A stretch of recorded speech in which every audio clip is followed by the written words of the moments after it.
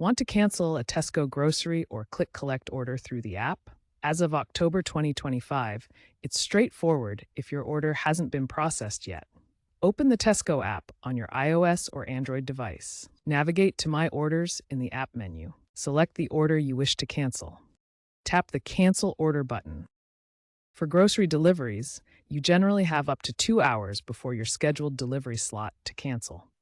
For Click+Collect, aim to cancel at least 1 hour before the store starts preparing your order, usually 2 to 3 hours before your collection time. Keep in mind that once an order is confirmed, cancellations may incur fees or require customer service contact. This system aligns with UK consumer rights under the Consumer Rights Act 2015. Cancellation eligibility depends on whether your order has already been picked or dispatched. You'll receive a full refund to your original payment method or club card balance within 3 to 5 business days. Note that cancellations might not be possible for perishable items already packed or during peak times to minimize waste. If you encounter issues canceling through the app or it has been processed, use the app's chat function or call Tesco Customer Services at 0800 505 555 for assistance.